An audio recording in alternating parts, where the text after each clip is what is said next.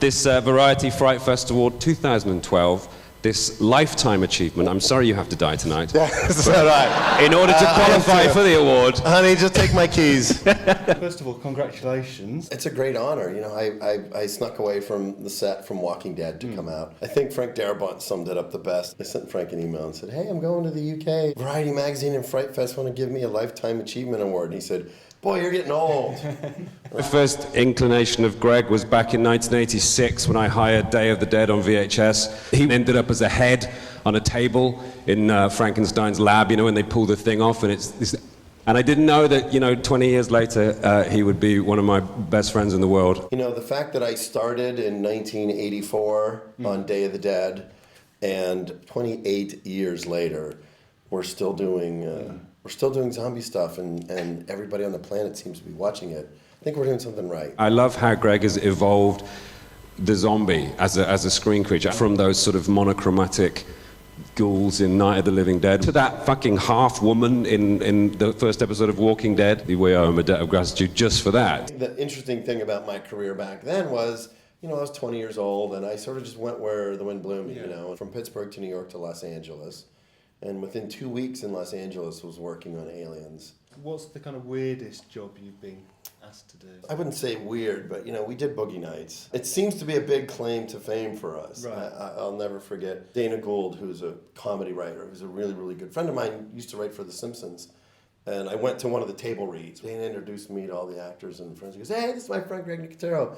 And I'm like, oh, yeah, how's it going? Nice to meet you. He goes, yeah, he did the Dick in Boogie Nights. And later I went, you know, I did The Green Mile and Pulp Fiction, and that's the one that you want to talk. We have a little glass case in the shop, and it's in the case, and it's kind of like, in case of emergency.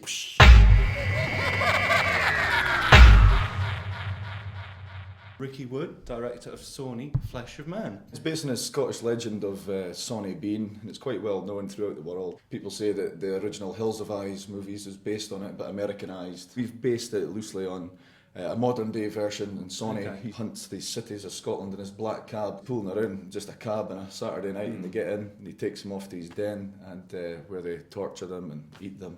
It's a bit of fun, you know, it's horror fantasy, sick humour in there as well, and a bit of action. You filmed in Scotland, I assume? Yeah, filmed in Glencoe, up in Inverness. We also travelled to Isle of Skye, and there's an old man of stores up there as a spectacular sort of rock formations. It was in Prometheus, but we shot there before then. Yeah. But they've got their film out quicker.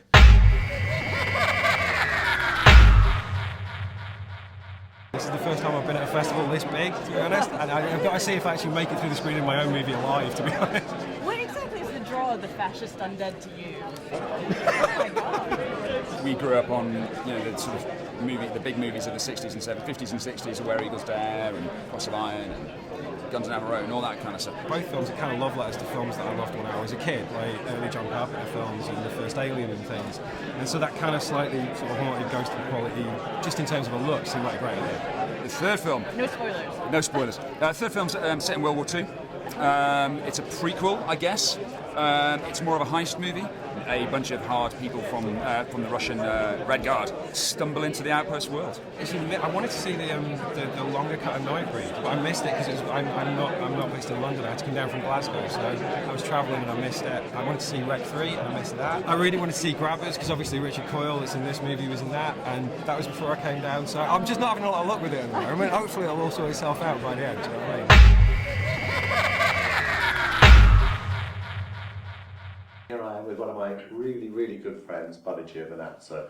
Now, he's the director of one of our attractions this year, A Night of Nightmares. It's probably the mildest film I've made. As you know all my films, would you agree? Yeah, it is. It is the mildest film in that when I do violence, I believe in full realistic violence. Make it shocking because it is shocking. Why did you want to do this particular story? The script that I read was like sort of a cheap Poltergeist ripoff. I go back to them and I say, listen, if you guys will let me make this as a real movie, they would come up with things like, how about if we filmed a bloody bathtub and there's a bathtub with blood in it? That would be really creepy. And I say, how about if we don't do that? There was that time when we all thought that you could actually, you know, become Hollywood mainstream. You could have done if you'd wanted to. I have a good friend, you know him, Christian Albert. He's had that experience. And it was a nightmare. Fuck that, I'd rather do the $100,000 film and be the author of that film and be able to put my soul into it than to do like a $40 million Hollywood film where I got like, you know, the executive secretary doesn't like the scene in the bathroom, so you have to cut it out. But I think one time, I think I'm old enough now where I could deal with that political nightmare. One time I'd like to try it. What I really love about the horror fan base is that it's not star-driven, it's not budget-driven, it's really people that just love the genre. And if you can do something in the genre that works, they don't really care what it costs, and they don't care if George Clooney's in it or Sean Penn. And that's really attractive to me, to be able to tell stories. I,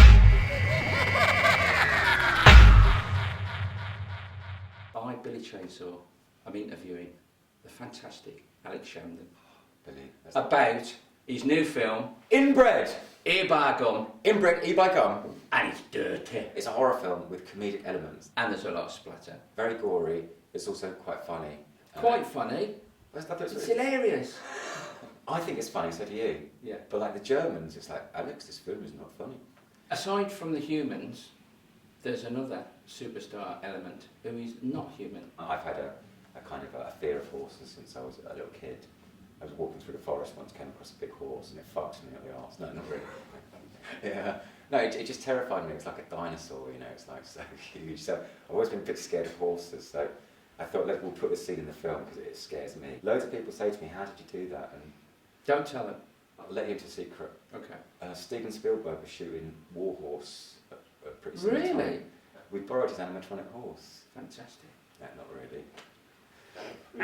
But I've actually told people that and they go, yeah, that makes sense, yeah. And people always say never work with animals or children, but I think they're completely wrong. And we got amazing performances from the animals and the children, much better than the adults. They're really difficult to work with adults. Don't work with adults. Music forms a big part of the film as well. Yes, our song is like our E by Gum song. It's a really sort of catchy song. Just give us a few lines from it. Well, I don't know if I can do it, being not musical. Let me tell you the fate that did before. E by Gum. When outsiders came and tried to stake a claim. E by Gum. Dirty, dirty, dirty, dirty.